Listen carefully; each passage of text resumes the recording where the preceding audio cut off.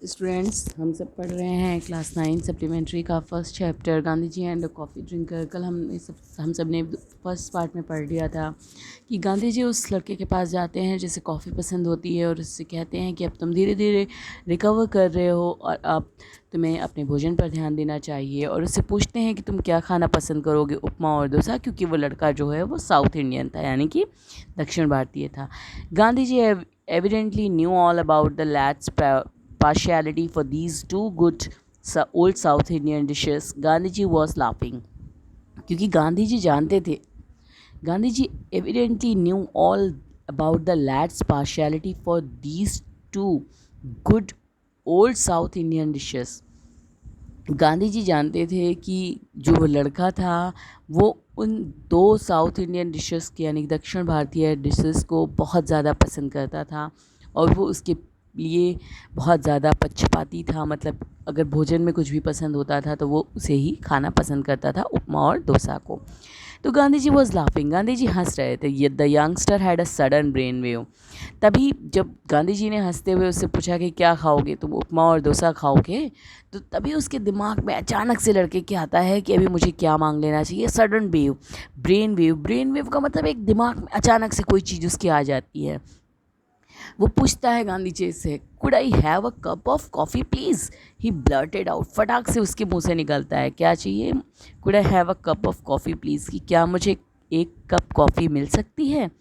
Gandhi ji answered with a peal of laughter. Peal of laughter मतलब बहुत ज़ोर से हंसना। गांधी जी बहुत ज़ोर से हंसते हैं, कहते हैं ओह यू ओल्ड सिनर। अच्छा तुम पुराने बीमार। पुराने बीमार का मतलब जो बहुत ज़्यादा पसंद होती है कोई चीज़, that is what you want. अच्छा तो तुम ये चीज़ चाहते थे, तुम कॉफ़ी चाहते थे। And then seeing the look on the lad's face he added, और फिर उस लड़के के चेहरे पर देखते हुए कहते हैं, you certainly shall have your cup of coffee. तुम्हें निश्चित रूप से तुम्हारी एक कप कॉफ़ी मिल जाएगी। Yes, light coffee will Sood your stomach. तो कहते हैं हाँ, हल्की मतलब जिसमें कॉफ़ी बहुत लाइट पड़ी होती है, light coffee will Sood your stomach, तुम्हारे पेट के लिए अच्छी होगी, क्योंकि डिसेंट्री मतलब पेचिस के बाद कुछ लाइट भोजन किया जाता है। तो गांधी जी ने कहा ठीक है, तुम्हें निश्चित रूप से तुम्हारी कॉफ़ी मिल जाएगी, और क्योंकि कॉफ़ी जो है वो तुम्हारे लिए ठीक रहेगी। And what will you have with the coffee, और तुम कॉफ़ी के साथ और क्या खाना पसंद करोगे। I don't think we can make upma और डोसा। तो वो कहते हैं कि मैं ऐसा समझता हूँ कि हम उपमा और डोसा नहीं बना सकते, but warm toast would go well with coffee. लेकिन जो वार्म टोस्ट होता है यानी कि गर्म ब्रेड टोस्ट, वो कॉफ़ी के साथ ज़्यादा सही रहेगा। I shall send you a tray, मैं तुम्हारे लिए एक ट्रे में भेजूँगा। With that and kind parting word Gandhi ji left the room. Gandhi ji इतना कहकर चले गए कि मैं तुम्हारे लिए तो उपमा और डोसा तो नहीं बना सकता, लेकिन एक कप कॉफ़ी और एक गर्म टोस्ट मैं तुम्हारे लिए ज़रूर भेजूँगा ट्रे में। तो विद दैट, और ये बोलकर and a kind parting way. Parting word का मतलब होता है वो शब्द जैसे हम गुड बाय, सी यू ऐसे करके बोलते हैं, जो मतलब अलग होने के समय बोलते हैं, किसी से दूर जाते समय बोलते हैं। ऐसा कहते हुए Gandhi ji left the room, Gandhi ji room से बाहर चले जाते हैं। The lad lay waiting, he could not believe his good luck. Lad lay waiting, waiting मतलब वो इंतज़ार कर रहा था। He could not believe his good luck, उसे अपने अच्छे भाग्य पर विश्वास नहीं हो रहा था। कॉफ़ी इन साबरमती आश्रम, कि जहाँ पर कॉफ़ी अलाउ नहीं थी वहाँ पर उसे कॉफ़ी पीने के लिए मिल रही है।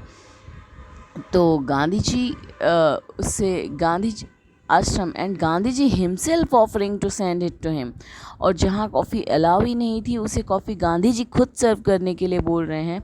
ये उसे गुड लक सा लग रहा था, उस लड़के को विश्वास नहीं हो रहा था। Gandhi ji cottage was at the other end of the ashram, a good way across the road. The lad could well imagine that what would happen.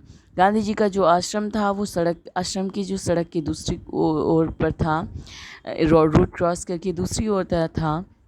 The lad could well imagine what would happen. Gandhi वो जो बच्चा था वो सोच रहा था, well imagine what would happen, कि क्या हुआ होगा। वो सोच रहा था कि Gandhi ji would go to the Kasturba in her kitchen and ask for coffee and toast. वो सोच रहा था लड़का कि Gandhi ji would go to Kasturba, Gandhi ji Kasturba ji के पास जाएंगे, इन हर किचन उनके किचन में, रसोई घर में, and ask for a coffee and toast, और उनसे कॉफ़ी और टोस्ट बनाने के लिए कहेंगे। लेकिन वास्तविकता में क्या हो रहा था, but it was an untimely hour. ये कुछ समय था, मतलब इस समय आराम का, क्योंकि वो दोपहर में उसके पास गए थे। तो but it was an untimely hour, वो कार्य का समय नहीं था। The kitchen would be closed, जो किचन था वो बंद हो गया था। बाहर self would be taking rest, Ba क्या कर रही थी, रेस्ट कर रही थी।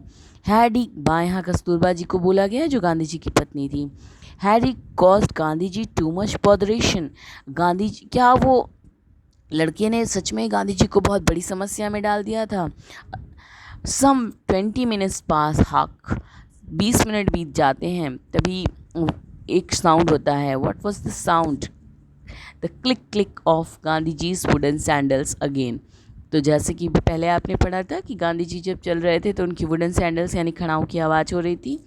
20 मिनट वो लड़का सोचता है कि क्या गांधी जी ने बा से कहा होगा कि इस समय हो सकता है बा आराम करिए, सारी चीज़ें सोच रहा था। उसने समस्या में डाल दिया गांधी जी को क्या।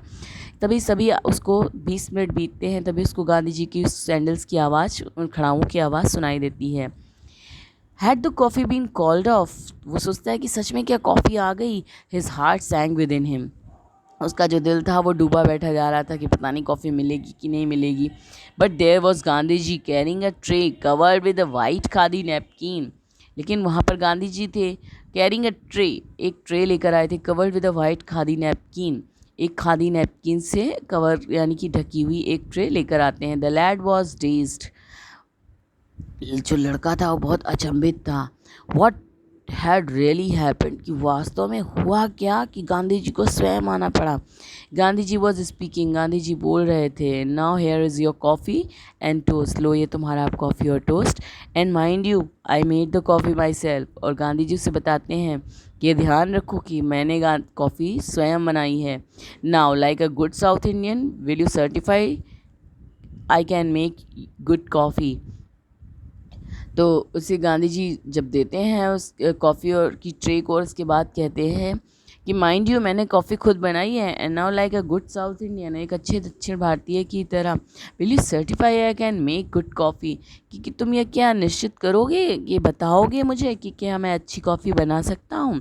बट विस्पर्ड द लैड, लेकिन वो लड़का जो सकुचाते हुए कुछ बोलता है, पट पट करके धीरे से बोलने की कोशिश करता है।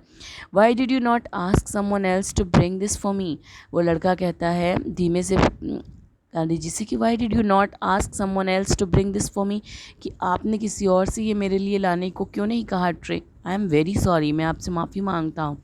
आई put you to this trouble, मैंने आपको इस परेशानी में डाल दिया कि आपको मेरे लिए कॉफ़ी यहाँ तक लानी पड़ी। गांधी जी कहते हैं now now said Gandhi ji, do not drain your coffee, कि अपनी कॉफ़ी ख़राब मत करो। कोल्ड कॉफ़ी इज़ इस cold coffee is bad coffee, cold coffee जो ठंडी कॉफ़ी होती है वो अच्छी कॉफ़ी नहीं रह जाती।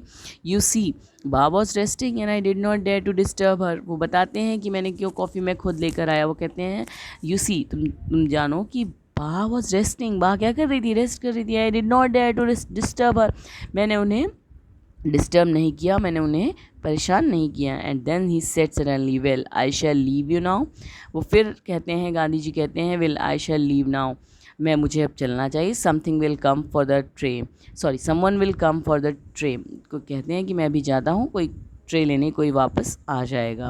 With that of he went, और इस तरह से गांधी जी फिर से चले जाते हैं।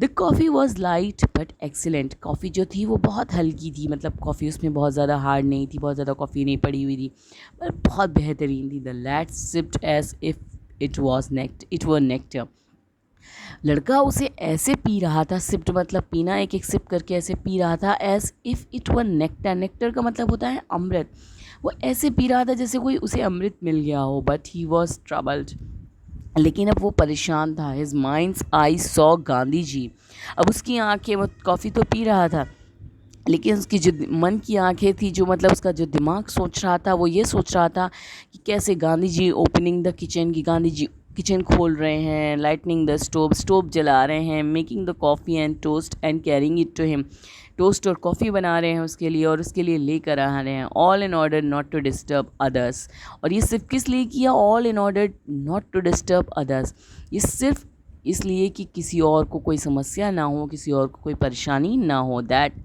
एट दैट अनटाइमली आवर, उस कुछ समय में किसी और को उन्होंने परेशान करना सही नहीं समझा। He was overwhelmed. जो लड़का था वो अति भावुक हो गया था, मतलब गांधी जी के इस कार्य से वो बहुत ज़्यादा भावुक हो गया था। तो इस चैप्टर में गांधी जी के जो कैरेक्टर से हमें जो शिक्षा मिलती है वो ये है कि हमें किसी को बेवजह परेशान नहीं करना चाहिए, हमें अपना कार्य स्वयं भी करना चाहिए।